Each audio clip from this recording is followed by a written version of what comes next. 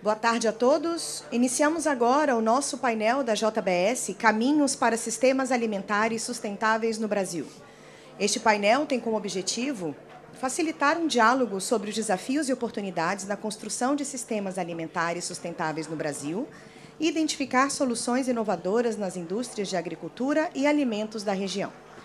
Estão conosco aqui no palco o secretário extraordinário de Controle de Desmatamento e Ordenamento Ambiental Territorial do Ministério do Meio Ambiente e Mudanças do Clima, André Lima, a diretora sênior de Florestas Tropicais e Agricultura da NWF, Natalie Walker, a diretora do Conselho Empresarial Brasileiro para o Desenvolvimento Sustentável, Juliana Lopes, o diretor de Produção Sustentável e Irrigação do Ministério da Agricultura e Pecuária, Bruno Brasil, e o diretor executivo da ABAG, Associação Brasileira do Agronegócio, Eduardo Bastos, que será o moderador deste painel. No decorrer deste painel, teremos também, posteriormente, a participação de mais 3 painelistas, que são o diretor de Sustentabilidade da JBS, Jason Weller, o diretor de Sustentabilidade da ABEC, Fernando Sampaio, e a líder de Reputação e Assuntos Corporativos para a América Latina e Caribe da Unilever, Suelma Rosa. Com a palavra, Eduardo Bastos. Obrigado, muito obrigado. A gente vai dividir aqui, como foi dito, né? Então, no segundo painel, a gente faz um painel em inglês. Esse primeiro painel em português e inglês. Natalie, eu sei que Natalie fala português muito bem. É uma amiga de longa data, mas feel free to speak in English if you want it, please. A gente vai fazer esse blend aqui. Mas feliz demais de estar com vocês. Obrigado pela gentileza aqui, né, do convite. Acho que a grande discussão, né, a gente tem ouvido muito nesses dias, esse desafio imposto ao mundo, na verdade, né, para a gente, até 2025, sair de aproximadamente 8 bilhões de pessoas hoje para cerca de 10 bilhões. O Brasil ajuda a alimentar 800 milhões de 8 bi, são 10%. E existe uma grande discussão aqui para que o Brasil passe a 20% de alimentação do mundo, que seria sair de 800 milhões para 2 bi. Então, são 2 bilhões de pessoas de 10 bilhões. Se a gente tem um recorde só de grãos, a gente está falando aqui de sair de 2,1 bilhões de toneladas para 3 bilhões de toneladas. São 900 milhões de toneladas a mais.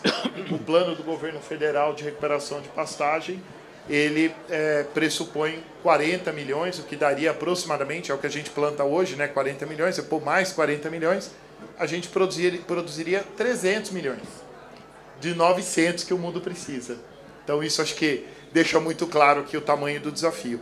E o desafio ainda maior, porque a gente não pode fazer como a gente fez na década de 70 e 80 mais, em cima de desmatamento, né, André? Então, a gente tem aqui uma responsabilidade enorme de aprender a trabalhar mais os conceitos de produtividade, trabalhar mais o conceito de sistemas integrados e mostrar para o mundo que sim, é possível a gente alimentar 20% do planeta Terra, mas também compensar pelo menos 20% das emissões do planeta Terra. Se a gente zerar desmatamento, a gente consegue pelo menos 1 giga. Se a gente fizer todas as métricas que estão lá no ABC, né, Bruno? A gente consegue, dentro do ABC+, capturar 1 giga. Então, no mínimo 1 giga, fácil, 2 se a gente somar, mas nós estamos falando, se for 1 de 5 que o mercado deve movimentar, também dá 20%. Então, eu gosto aqui do 20-20, e esse é o tamanho do desafio que a gente tem pela frente.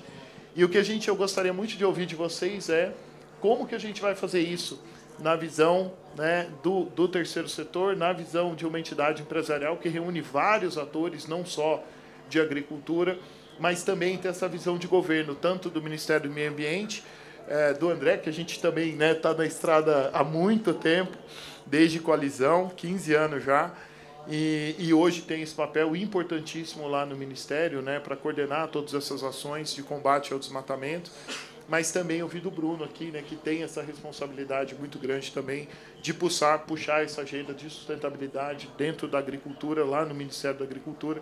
Então, queria começar, Natalie, se você não se importa com você, a gente vem para cá aqui e termina o Bruno. Natalie, please. Okay.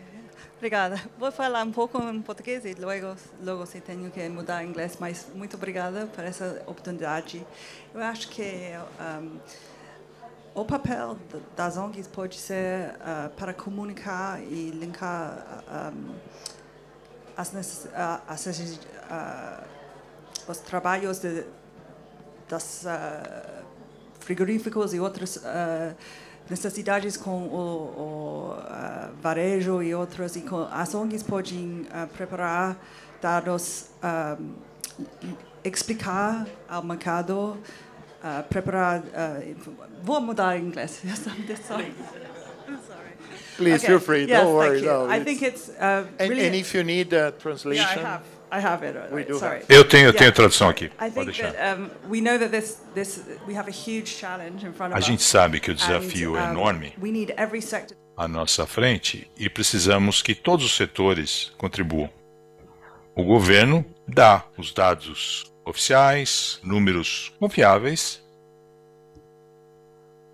mas temos o papel de trabalhar com as universidades e comunicar aos mercados no mundo inteiro, porque a gente gasta muito tempo, a gente tem tempo para ler e interpretar e entender as necessidades dos produtores, dos governos e como funcionam as políticas e trazer os dados científicos para propor novas soluções, destacando os principais desafios. É um papel importante, porque a gente sabe que é um esforço conjunto necessário. Muitas vezes há atores que não entendem quais são os desafios e é importante conseguir se beneficiar das melhores ferramentas, das pesquisas, dos dados. A gente consegue associar esses elementos para poder contribuir para a solução. Essas oportunidades são muito importantes, né, para termos esse diálogo, para entender o que está acontecendo em outros setores, em outras regiões do mundo. E o papel de uma ONG internacional como a nossa é trazer os diferentes pontos de vista das empresas, dos governos, para os mercados e estabelecer esse diálogo, sem dúvida. André, Obrigado. por favor. Bom, quero agradecer o convite, a oportunidade de estar aqui dialogando com todos vocês. Agora aqui em nome do governo, né, eu que, como disse o Eduardo, estou aí um pouquinho mais do que 15 anos. 92, eu sou filhote da Eco 92. Comecei a trabalhar com direito ambiental, não tinha nem direito ambiental na Universidade de São Paulo. E meu primeiro trabalho foi nessa área de florestas, né? Então, tá há algum tempo nessa jornada, agora com a responsabilidade da meta do desmatamento zero, colocada pelo presidente da República, criou essa secretaria extraordinária. Não é o secretário, não é extraordinário, é a secretaria que é extraordinária. E a missão também, né? Mas o secretário, não vou dizer que é ordinário, mas é normal. E o desafio, eu acho que assim, eu vou colocar o desafio apresentando para vocês o conceito do desmatamento zero, porque ele coloca 3 desafios que eu acho que tem a ver com essa discussão da produção, tem tudo a ver com a discussão do como fazer a melhor produção de alimento possível dentro de uma estratégia de contribuição efetiva para a mitigação, né, das mudanças climáticas. O desmatamento zero ele tem 3 pilares. Nós apresentamos e aprovamos o PPCDAM, que é o Plano de Prevenção e Controle do Desmatamento da Amazônia, agora em junho, no Dia Mundial do Meio Ambiente, né? Em 11 meses, né, contados do dia 1º de janeiro ao dia 30 de novembro, nós reduzimos em 50,5% o desmatamento na Amazônia, né? Você me perguntou, né, se vamos entregar o desmatamento zero esse ano? Não, só 50% da meta esse ano. Agora a gente tem mais 6 anos para buscar a parte mais difícil, né? Então, o que é o desmatamento zero? Por que eu não posso defender o desmatamento ilegal zero? Porque eu sou preso no dia seguinte, né? Quem está no governo dizendo que vai aceitar desmatamento ilegal até 2030 tem que mudar de lugar, né? O desmatamento ilegal é para hoje. Como? Colocando o máximo esforço possível nas agendas de controle, né? A gente não atinge tudo, não atinge a todos, mas usando inteligência artificial, sistemas de controle remoto, melhorando a fiscalização. Né? Por exemplo, a estratégia dos municípios prioritários, em 10% dos municípios da Amazônia, a gente atinge 70% do desmatamento. Então, assim, otimizando as ações, claro que vai ter ainda um desmatamento ilegal remanescente, né? Então, um eixo é controle. Então, como que o setor da produção de alimento nos ajuda na estratégia do controle? Rastreabilidade é uma ferramenta, né? Não comprar de quem não está regularizado é outra. Então, tem toda uma agenda voltada para o controle e que o setor privado tem uma função, sim. Não é só função do governo multar, prender, fechar, apreender.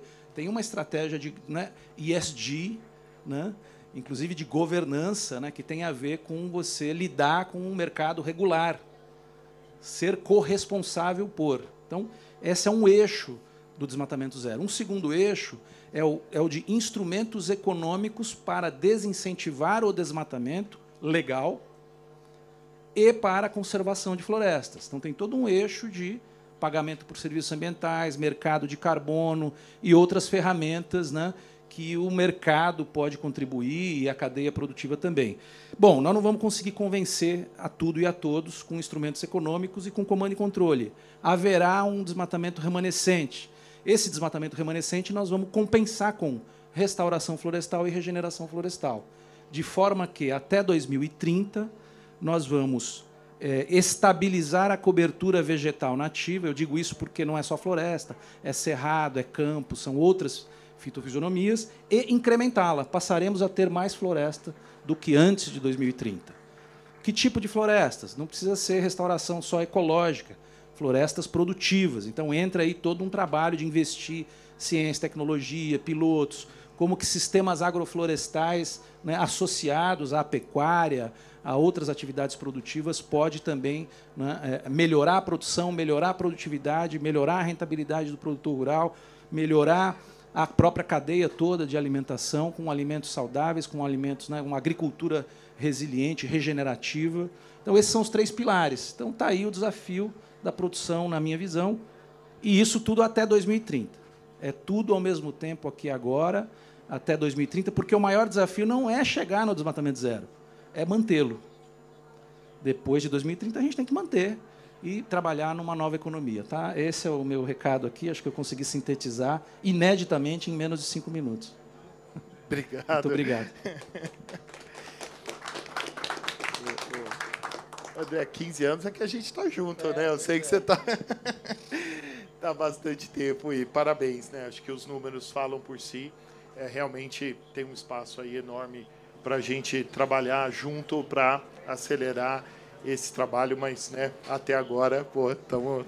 Posso só dizer mais 15 segundos? Por favor. O grande desmatamento vai ser... O grande desmatamento já é, e o grande desafio vai ser o cerrado. Porque você falou dos 20%, no cerrado 80% pode ser desmatado legalmente. A produção está aumentando no Mato Piba e não vai haver pagamento por serviços ambientais que equalize o custo de oportunidade no cerrado, né? Então, quais são as ferramentas? Podemos sentar com o setor produtivo, com o setor agropecuário, com as cadeias, com os grandes compradores, as traders, e combinar o jogo. Como é que nós vamos chegar no desmatamento zero até 2030, usando da melhor maneira possível, com a melhor produtividade possível, mas chegando num equilíbrio entre o agro e o ambiental, para a gente poder dizer que o Brasil é agroambiental? Essa é a pergunta que eu faço. Dá para fazer, né? Mas vai dar trabalho, né? Conta aí, por favor. Uma ótima deixa que você deixou. Boa tarde a todos. Obrigada pela deixa, André. Com certeza, vamos combinar esse jogo. E é essa articulação que é necessária para a gente conseguir ter esses resultados na velocidade e escala necessários, né? Eu destaco 3 áreas de desafios que a gente tem para superar, e a primeira delas é rastreabilidade e transparência, e você já tocou, André, e isso diz respeito totalmente à perenidade dos negócios. Então, é também um dos objetivos centrais da nossa Câmara Temática de Sistemas Agroalimentares, no CBEDES. Então, eu vejo aqui uma área para inovação, mas principalmente para conectar soluções já existentes e os diferentes elos dos sistemas agroalimentares. No CBEDS, a gente tem reunidas nesta Câmara temática empresas do campo à mesa, e isso é super importante para a gente conseguir superar esse desafio para cadeias livres de desmatamento, e isso é o jogo de competitividade do século XXI. Realmente não é mais admissível que a gente não consiga dar essa rastreabilidade, e o Brasil deve liderar pelo exemplo, né? Então, eu acho que o setor empresarial brasileiro também tem condições de liderar e fazer isso trabalhando em parceria com o governo, com a sociedade civil. O outro aspecto que eu destaco também é o uso inteligente de recursos naturais. Então, essa intersecção da agenda de clima, água, biodiversidade é fundamental, porque essas crises são simultâneas, elas se retroalimentam, então a gente precisa ter essa abordagem integrada. E, por fim, a gente migrar de uma lógica da simples redução ou mitigação de impactos para um impacto positivo, pelo próprio senso de urgência, né? Então, já não é suficiente, por exemplo, apenas reduzir emissões. A gente precisa capturar, sequestrar carbono. Isso vale também para a dimensão de biodiversidade. Então, aqui também eu queria destacar o papel da agricultura regenerativa. E, sobretudo, para responder esse desafio da articulação, porque aqui a gente começa a ver uma convergência muito interessante de interesses dos diferentes elos da cadeia de valor. Então, também tem até uma questão de narrativa também, né? Que eu acho que não é sutil, não é uma questão menos importante. A gente vai precisar muito ter conversas difíceis e falar com quem pensa diferente da gente, e eu acho que nessa discussão a gente tem uma convergência muito interessante, que eu acho que vai permitir superar algumas diferenças em prol de um desafio, de um objetivo comum, que é ter uma visão de país que nos projete para um desenvolvimento sustentável. E, por conta disso, né, diante dessa leitura de uma convergência de interesses em torno do tema de agricultura regenerativa, a gente se debruçou nessa temática e estabelecemos um diagnóstico, né, uma linha base. Eu vou antecipar alguns apontamentos aqui para vocês, mas a gente está lançando esse estudo de agricultura regenerativa no dia 11, mas a gente parte de algumas lacunas ainda existentes, como, por exemplo, a própria definição conceitual, para conseguir orientar políticas públicas que estão embasadas também nesse conjunto de práticas regenerativas, mas a gente defende a adoção de um conceito que seja amplo bastante para abarcar esse entendimento de partirmos de uma lógica ainda baseada na degradação para práticas que reabilitam os ecossistemas. E aí a gente tem uma infinidade de oportunidades trabalhando com essa dimensão que vai além do carbono, né? Então, sim, de descarbonizar os sistemas agroalimentares, mas também de ter um aumento de produtividade, redução dos custos de produção, maior resiliência. Então, a gente também reuniu uma série de casos concretos que já demonstram esses ganhos de eficiência, menor exposição a riscos climáticos também, né? Sabemos que os eventos climáticos extremos estão se tornando cada vez mais severos e frequentes. Então, os anos seguintes para a agricultura serão duros e a gente, com esse conjunto de práticas, acaba desenvolvendo, os sistemas acabam desenvolvendo maior resiliência. Então, eu queria destacar aqui o potencial e também, por fim, ainda falando um pouco de inovação, a oportunidade da gente pensar, sim, inovação das práticas agrícolas e também do próprio modelo de negócio. para a própria perpetuidade do negócio. Então, é interessante também ver o quanto empresas líderes no mercado já têm, por exemplo, diversificados e dedicado bastante pesquisa e desenvolvimento para a área de bioinsumos, por exemplo. Então, esse é um exemplo da próxima fronteira e como o Brasil tem uma série de vantagens comparativas nesse campo que podem se tornar vantagens competitivas. E aqui eu destaco também a importância, que é um desafio, uma oportunidade da gente fazer, buscar esses ganhos de competitividade com sustentabilidade ambiental e equidade também. Então, eu finalizo por aqui. Esses são meus insumos para o debate. Obrigado. Nossa. Super interessante, né? Você falando aqui de sistemas, de bioinsumos, tudo mais, né, Bruno? Deixou também aí a bola quicando para você, né? Pois é, Edu, agora já falaram tudo que eu tinha para falar, então eu vou avançar em outros assuntos. Mas muito obrigado pela oportunidade, é um prazer dividir esse painel e recebê-los aqui essa tarde.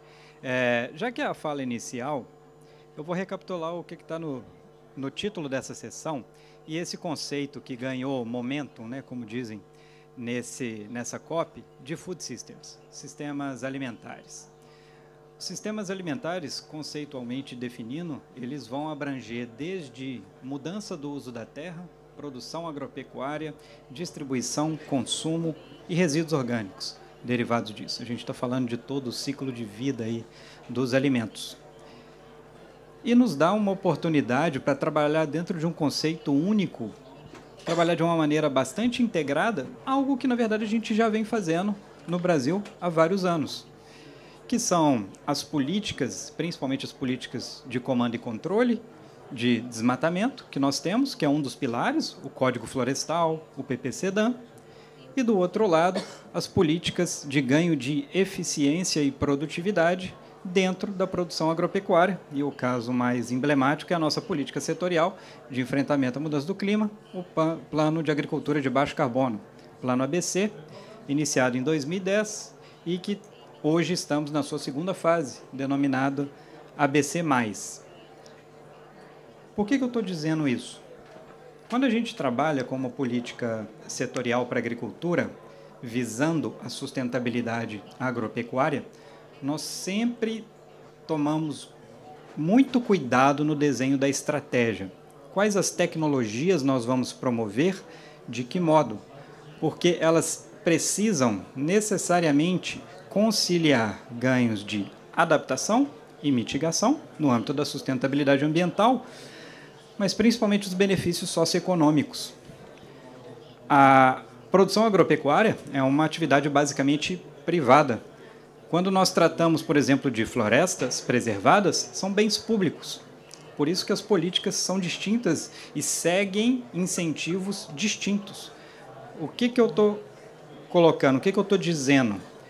Nós tivemos o sucesso de ampliar a adoção de práticas sustentáveis no Brasil na última década em 54 milhões de hectares. Nós mitigamos mais de 190 milhões de toneladas de CO2 equivalente, porque estávamos promovendo a recuperação de pastagens degradadas, estávamos promovendo o plantio direto, sistemas integrados, uso de bioinsumos e uma série de práticas que geram renda para o produtor, diminuem custos de produção com co-benefícios ambientais. Então, nós inserimos no modelo de negócio dos produtores agropecuários práticas mais sustentáveis com co-benefícios ambientais, para os quais, em geral, não são remunerados. Esse é o desafio que nós temos aqui pela frente. Como remunerar esses co-benefícios ambientais? E aí comunica perfeitamente com a questão de pagamento por serviços ambientais, mercados de carbono, e como, respeitando o direito da propriedade privada, nós vamos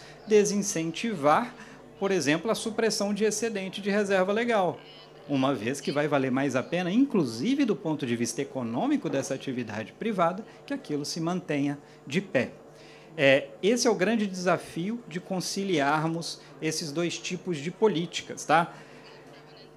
Nós estamos alavancando um financiamento bastante robusto, por exemplo, para promover o maior programa em âmbito mundial de sequestro de carbono no solo, que é o plano de conversão de áreas degradadas em pastagens bem manejadas, áreas de produção de grãos ou restauração florestal.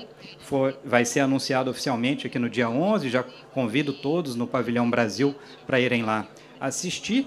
Mas a gente tem agora esse desafio de como monetizar e inserir dentro do modelo de produção agropecuária esses co-benefícios ambientais, os serviços ambientais, o carbono, e para isso a gente precisa vencer um enorme desafio e uma carência do Brasil, que são dados. Dados oficiais, mecanismos para monitoramento, relato e verificação que nos permitam fazer isso de uma forma transparente, de uma forma robusta, o que é também algo que o Ministério da Agricultura vem trabalhando ativamente, mas eu vou deixar para tocar isso um pouco mais pela frente, tá? Por fim, eu queria colocar, como teve a declaração de Food Systems, logo no início da COP, várias pessoas, eu estou aqui desde o dia 27, e ainda consigo me perder em alguns dos pavilhões aqui, mas, enfim, preocupados ou tentando entender o que o Brasil, como um dos 134 ou 137 países signatários dessa declaração, assumiu fazer.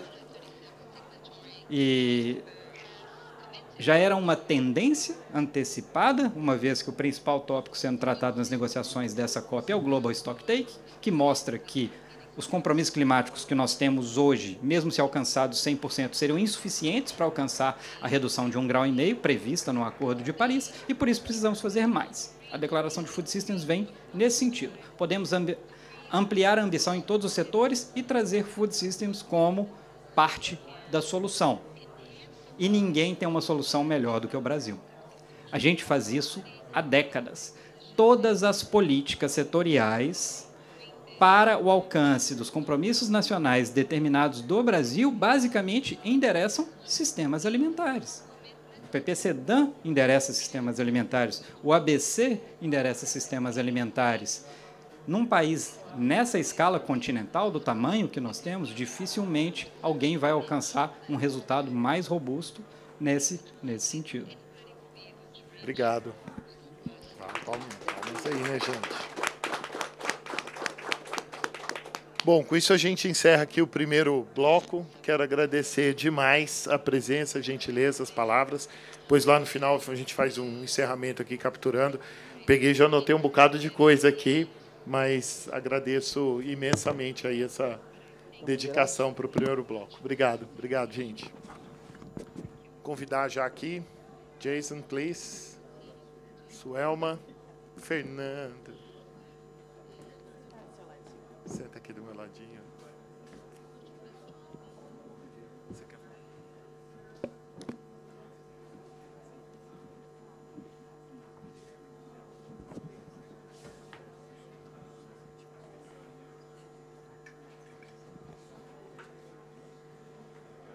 Well, I will do that in English. Don't worry. No, please. I know, Fernando and Suelma. They can manage pretty well.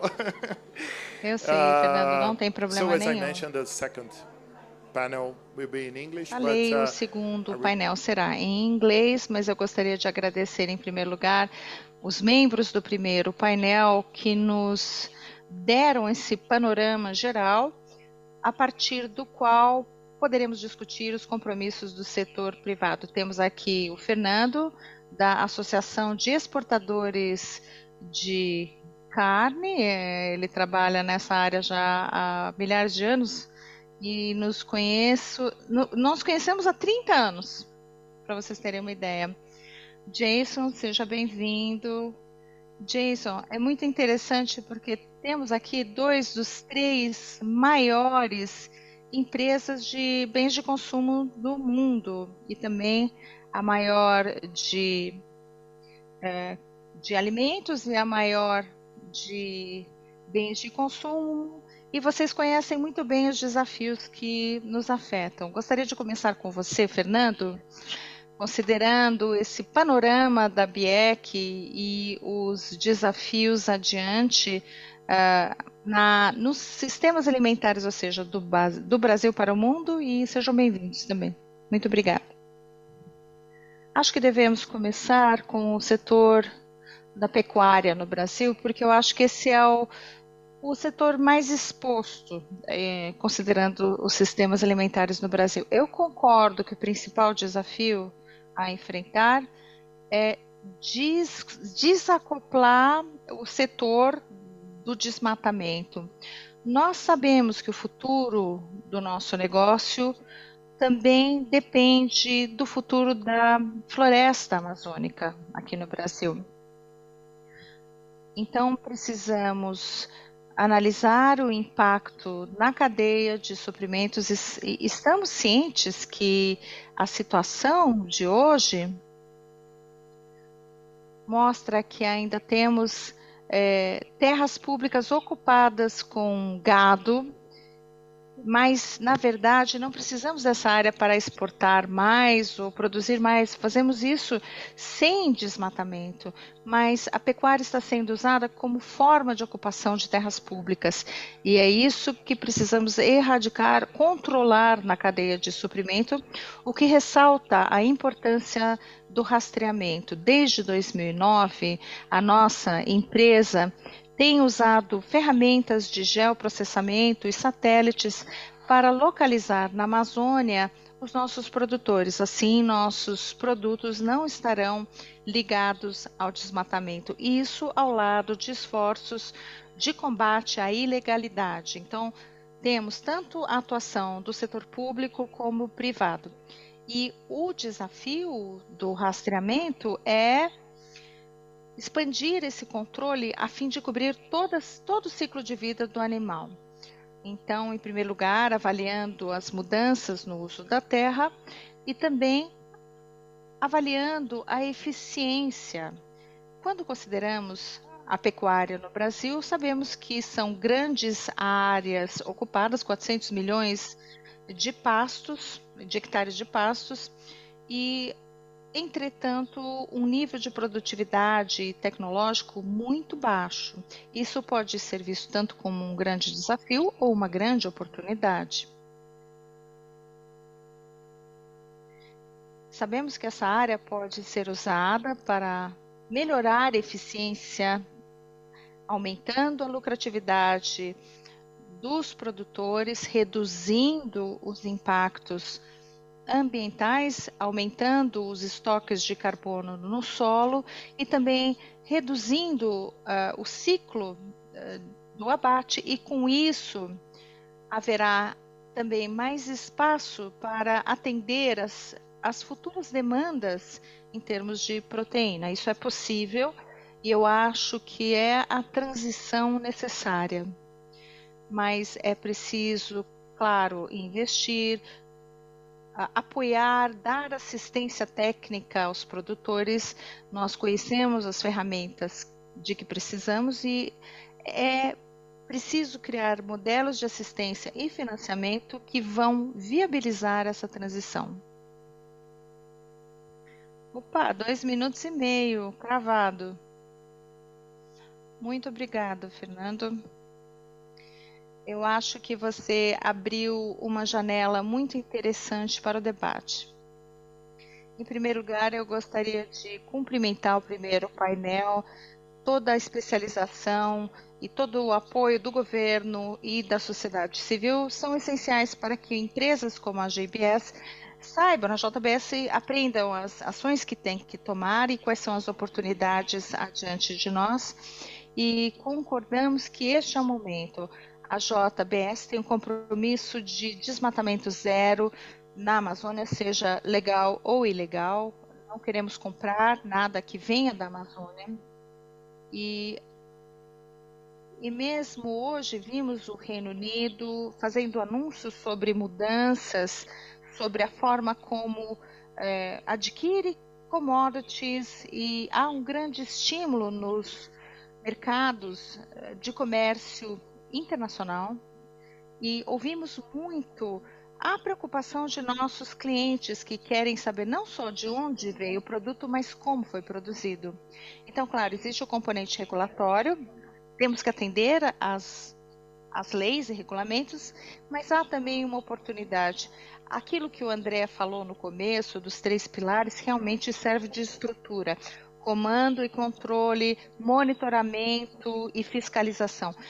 São atividades muito necessárias e é muito empolgante ver o que acontece, principalmente nesse último ano, em relação, claro, à liderança tomada pelo presidente Lula, mas também na sociedade civil, no financiamento e também na sociedade civil, há um novo nível de energia, uma vontade de captar as oportunidades, e isso cria oportunidades econômicas no combate ao desmatamento. Eu acho que comando e controle e fiscalização, tudo isso é essencial, mas também devem se criar oportunidades para os produtores, não só os grandes produtores, mas também os pequenos produtores, porque isso não vai exigir apenas o compromisso de uma empresa, mas de muitas, e também da sociedade civil e dos líderes municipais, tanto estaduais e também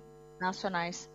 Pode-se lidar com as questões de pobreza, mas também com a produção não só de carne, mas também ao longo de toda a cadeia alimentícia. E o que ficou muito claro ontem da ONU é que a demanda por alimentos só vai crescer, e você mencionou isso no início da sua fala. E no último relatório, ou seja, o caminho para a proteína animal, se fala disso. A gente sabe que essa demanda vai aumentar e haverá um aumento da demanda global e há um desafio nutricional. Então, como proteger as florestas e vegetação nativa, mas com mais produtividade, rendimento também para os produtores grandes e pequenos. Então, o mundo precisa do Brasil. Precisa de um Brasil produtivo, crescendo e próspero. Um celeiro da agricultura. E por isso estamos trabalhando tanto na Amazônia, em outros estados com os nossos fornecedores. Precisamos da liderança da BIEC também para captar essas oportunidades internacionais, mas no Brasil também precisamos de parcerias com pesquisadores e com a sociedade civil para fazer com que essas práticas regenerativas sejam adotadas pelos produtores e também aumentando a transparência e a prestação de contas nessa cadeia. Muito obrigado. 4 minutos, vocês são muito sucintos. Suelma, você trabalha hoje na Unilever, uma das maiores empresas. Como você vê essa questão da cadeia de valor? Eu acho que você é o exemplo acabado disso, trabalhando na Unilever. Então, me fale mais sobre os desafios. Como resolvê-los? Muito obrigada pelo convite e por essa oportunidade de falar um pouco sobre as nossas crenças nesse caminho rumo aos sistemas alimentares sustentáveis no Brasil. Em primeiro lugar, é importante mencionar o compromisso da Unilever globalmente para o ano de 2023. Ou seja, em 31 de dezembro, queremos ter uma cadeia livre de desmatamento nas 6 commodities principais da empresa. Não posso falar ainda exatamente os resultados, mas estamos avançando. Como o André falou, não é só um compromisso que conta, é também a prestação de contas e a responsabilidade.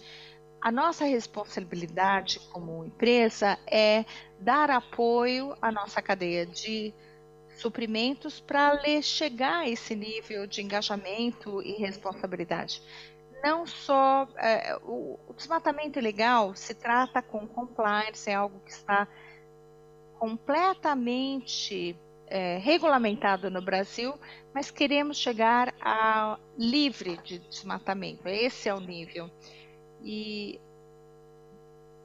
depois que o governo passou pelo que passou, acho que ficou mais fácil.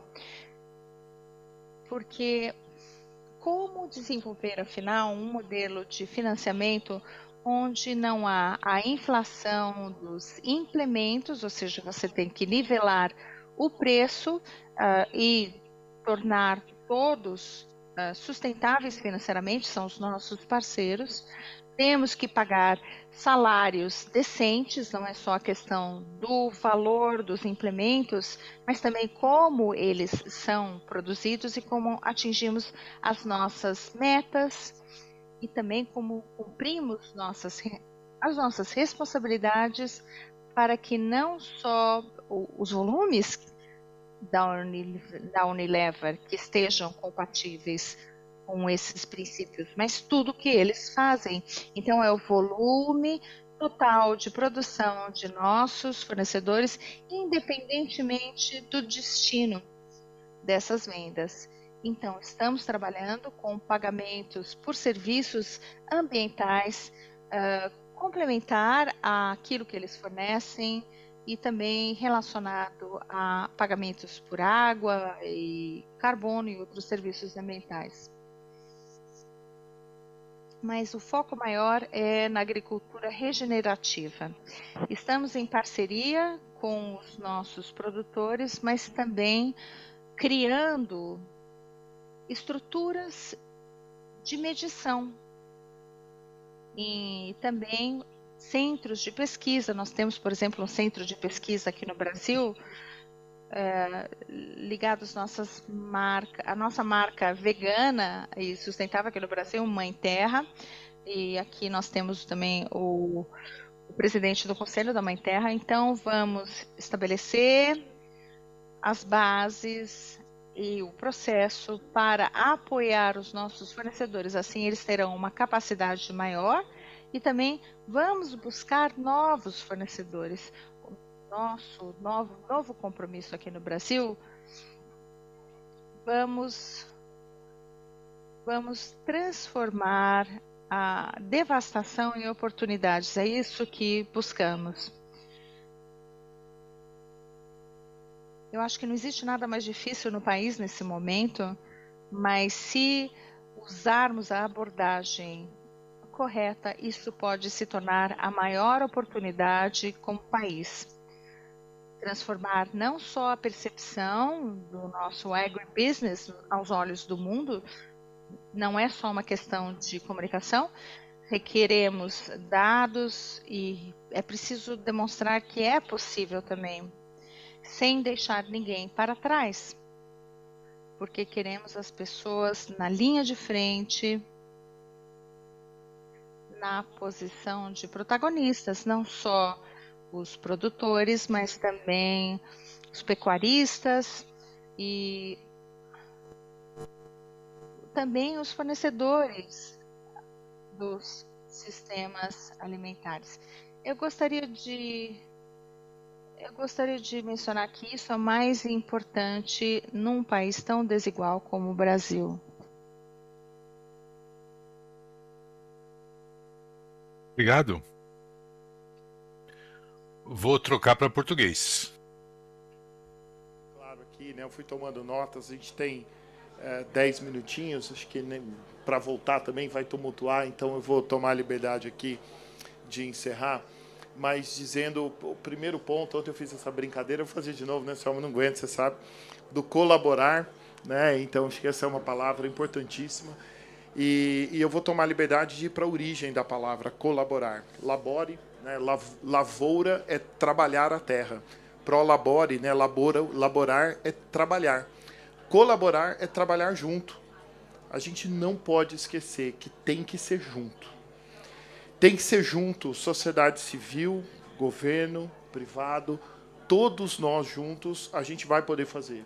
A gente vai trabalhar, e André, obrigado por dizer, né, muito claro, né, esses 3 pilares do comando-controle. Sim, isso é um papel muito mais forte do Estado, mas que a gente, como setor privado, tem a obrigação de ajudar. de incentivos econômicos, então de trazer toda essa discussão de como trazer mais recurso para que a cadeia toda se mova, né, de maneira positiva para frente, e essa agenda super importante de restauro, de regeneração, não só para conservação, mas restauro produtivo. Então, quero só reforçar isso. Um outro ponto que eu quero reforçar, a gente ouve bastante nessas semanas, né, de sistemas alimentares, e outro dia você não, 30% da emissão vem de sistemas alimentares, 73% vem de fóssil, já deu 103, né, gente? Obrigado, todo mundo, vocês somaram. Eu falei, gente, mas não tem resíduo, afolu, cadê o resto, né, das coisas? Então, claro, né, dentro daquele 30% de sistemas alimentares, 15% é agricultura, 15% é todo o restante, que inclui também fóssil. Então, assim, a gente precisa entender melhor, né, o conceito de sistemas alimentares e como a gente vai endereçar, em quais são as frentes. E, definitivamente, a gente tem uma experiência muito exitosa com o ABC, com várias outras políticas públicas e trabalho do setor privado para mostrar que tem um caminho. E o meu último recado tem a ver com os ODS, né, Camis? Para a gente nunca esquecer. Sim, né, é uma COP onde, por razões óbvias, né, mudanças de clima é um tema, mas a gente não pode esquecer de fome zero, né, de não ter mais fome no mundo. Não dá para aceitar um planeta, né, com quase 1 bilhão de pessoas famintas. E tudo que a gente faz, tudo que eu vou usar a sua fala, a gente não pode esquecer que a gente vai fazer colaborando com as pessoas, para as pessoas. Se a gente entender o nosso papel nisso, a gente consegue transformar e muito mais. Muito obrigado. Bora fazer isso juntos.